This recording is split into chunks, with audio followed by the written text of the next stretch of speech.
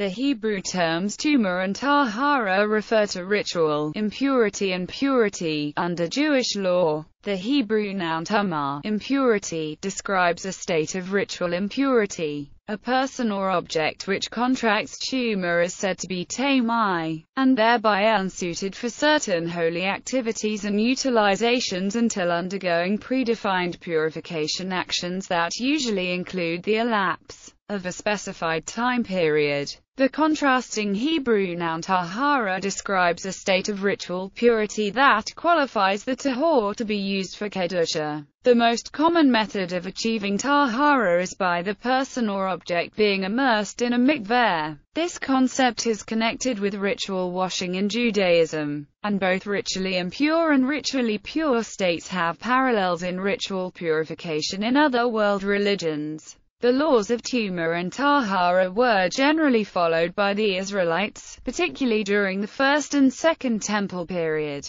and to a limited extent were part of applicable halakha in modern times. Etymology. The Hebrew noun Tumah derives from the verb tamar, in the kul form of the verb to become impure, in the nifl to defile oneself, and in the transitive peel to defile something or pronounce something impure. The verb stem has a corresponding adjective, tame, impure. Likewise, the Hebrew noun tahara is also derived from a verb, in this case tahar, to be ritually pure, and in the transitive peel, to purify. The verb and noun have a corresponding adjective, tahor, ritually pure. The word is a cognate to the Arabic word, which has the same meaning in Islam. Some sources claim that the meaning is entombed, meaning the person or item that is in the tame state is blocked and not in a state of receiving holy transmission. Tahor, by contrast, is defined as pure, in the sense that the person or object is in a clear state and may potentially serve as a conduit for divine and godly manifestation. Although Tumor and Tahara is sometimes translated as unclean and clean, it is more a spiritual state than a physical one. Once initiated, it is generally immeasurable and unquantifiable by known mechanic detection methods. There is no measure of filth, unsanitary, or odorous affiliation with the state of Tumah, nor any mechanically measurable level of cleanliness, clarity, or physical purity for the state of Tahara. Biblical usage. Tumor. The noun form of tumor is used around 40 times in the Masoretic text of the Hebrew Bible, is generally translated as uncleanness in English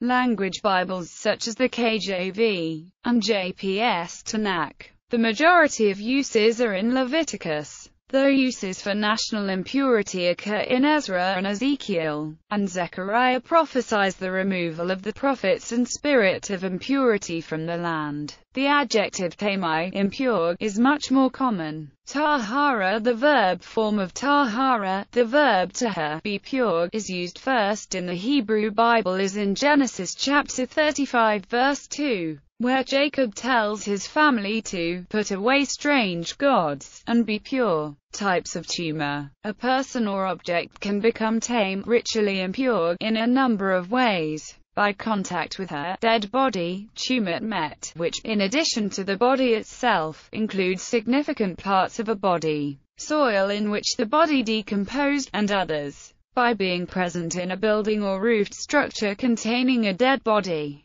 By coming in contact with certain dead animals, including most insects and all lizards. By contact with certain bodily fluids, niddah, zav, zava. This view is held by Orthodox Judaism and remains a traditional view within conservative Judaism. Although conservative Judaism retains the concept of niddah and a prohibition on sexual relations during the niddah period, recent decisions by the Committee on Jewish Law and Standards have endorsed multiple views about the concept of zava, as well as the tumor status of a niddah. The liberal view held that the concepts of tumor and tahara are not relevant outside the context of a holy temple, found the concept of zava no longer applicable, and permitted spouses to touch each other in a manner similar to siblings during the niddah period. The traditional view retained the applicability of the concepts of tumor, tahara, and zava, and retained a prohibition on all contact. See niddah. by giving birth to a child, by contact with a primary source of tumor or an object that has been in contact with a primary source of tumor, by contracting zarath, see Leviticus chapters 13-14. In the Torah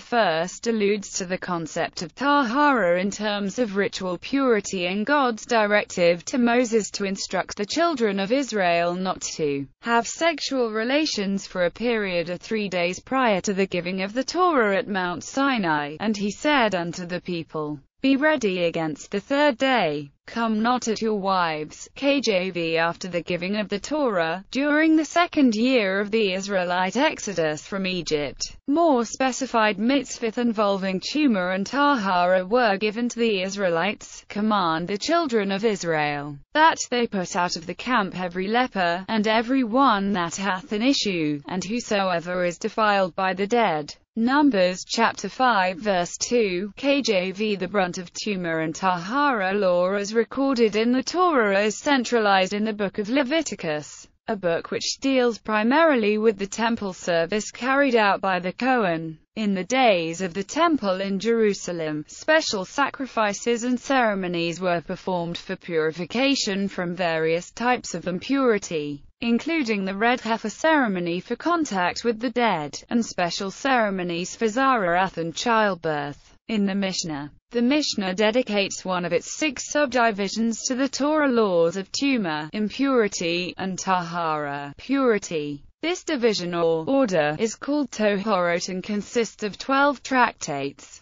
In Talmudis in medieval Jewish literature, although the Mishnah division of Tohorot is not treated systematically in the Talmud, rabbinic literature continued to analyze laws of impurity and purification. Maimonides clarifies that, in addition to all of Israel, the priests are expected to be knowledgeable and fluent in the general and specifics of Tumor and Tahara law. Given his role of temple service and year-round consumption of terumah, each priest was required to be in a tahor state.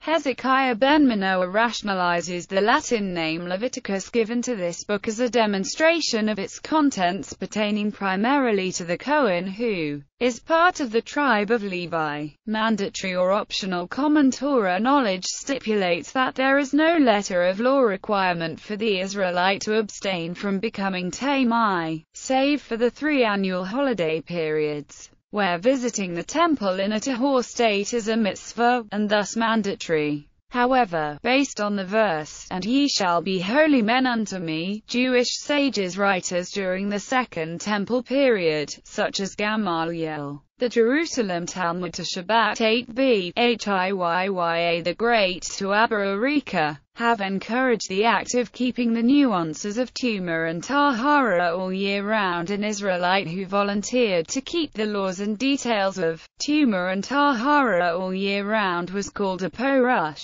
meaning separated, i.e., separates himself from Tumor. Some Torah commentators and poskim advocate the keeping of pre-specified nuances of Tumor and Tahara even in the absence of the temple in Jerusalem, and even in the diaspora. The advocated subdivisions of Tumor and Tahara include Tumah Thokalin v. Mashkin and abstaining from the Midrash of Anida. Rabbi Menahem Schneerson, in his Igrot Kodesh, discouraged abstaining from any object made impure by a menstruating woman in modern times, with the exception for unique individuals' purification following the destruction of the Second Temple. The only ritual purification method in rabbinic law involves washing or immersion in a mikveh. Orthodox Jews and, to a lesser extent, conservative Jews still perform such purification rituals as are possible. Typically, a person or an object ceases to be impure by waiting a certain length and then immersion in a mikveh. In an academic article by Christine Hayes, she argues that moral impurity is the reason for the Gentile expulsion and alienation that occurs in Ezra-Nehemiah. However, in another academic article, Alyan presents the argument that Ezra and Nehemiah's attempt of the restoration of Israel to its original state was expressed through the expulsion and alienation of foreign peoples that was caused by both ritual and moral impurities.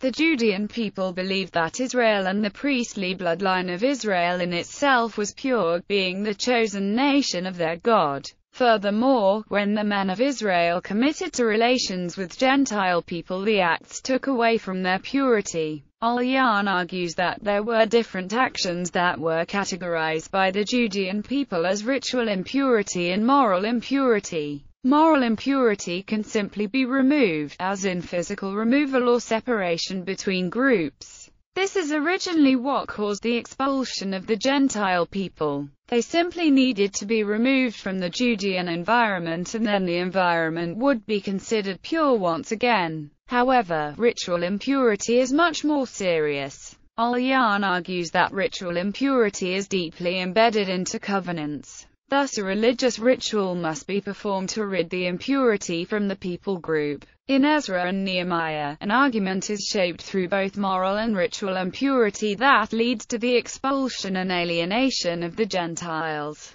Causes of impurity. It is possible for a person to become impure through the mitzvah of tending to a dead person, the deceased being a source of impurity.